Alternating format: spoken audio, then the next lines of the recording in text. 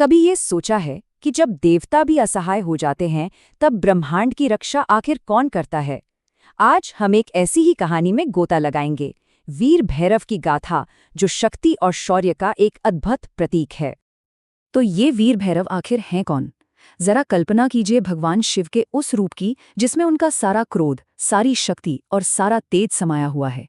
वो सिर्फ एक योद्धा नहीं, बल्कि अजेय पराक्रम और साहस की एक जीती जागती परिभाषा हैं।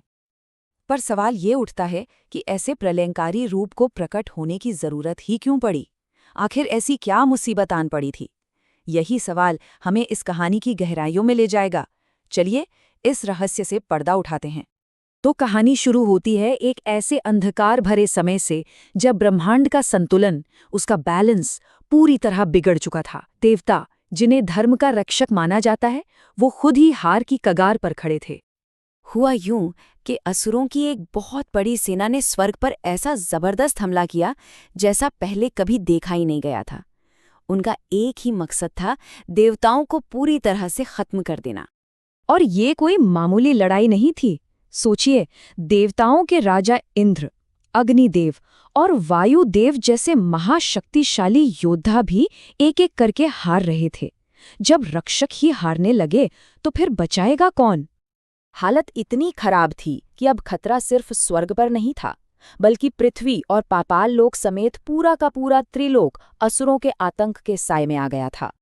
जब कोई और रास्ता नहीं बचा, कोई उम्मीद नहीं दिखी, तब सारे देवता हारकर भगवान शिव की शरण में कैलाश पर्वत पर पहुंचे। उनकी प्रार्थना में निराशा भी थी और एक आखिरी उम्मीद की पुकार भी। हे महादेव, असुरों का अत्याचार अपनी चरम सीमा पर है, अब आप ही हमारी रक्षा कर सकते हैं। और बस यहीं से कहानी ने एक ऐसा मोड़ लिया जिसने सब कुछ बदल कर रख दिया। देवताओं की वो दर्द भरी पुकार सुनकर महाकाल ने अपनी आंखें खोलीं और अपनी उस दिव्य शक्ति को प्रकट करने का फैसला किया जो पूरे ब्रह्मांड को हिला सकती थी। देवताओं की प्रार्थना से द्रवित होकर भगवान शिव ने अपनी तीसरी आंख से निकले तेज और ऊर्जा को मिलाकर एक ऐसे दिव्य रूप को जन्म दिया जिसकी कल्पना भी किसी ने नहीं की थी। और वो रूप था वीर भैरव का। जरा इस स्वरूप की कल्पना तो कीजिए। उनका शरीर आग की तरह दमक रहा था, हाथों में थे विनाश के प्रतीक त्रिशूल और तलवार, और आंखों में ऐसी ज्वाला थी जो किसी भी अधर्म को एक पल में भस्म कर दे। यह शिव का सबसे उग्र और शक्तिशाली रूप था। चलिए अब देखते हैं कि जब ये प्रलयंकारी शक्ति युद्ध के मैदान में उतरी तो क्या हुआ। वीर भैरव के सिर्फ एक कदम ने ही पूरे युद्ध का नक्शा बदल कर रख दिया। जैसे ही वीर भैरव ने युद्ध के मैदान में कदम रखा, उनकी सिर्फ एक दहाड़ से धरती कांप उठी और पूरी की पूरी असुर सेना के दिल दहल गए। सोचिए, बस एक गर्जना में इतनी शक्ति।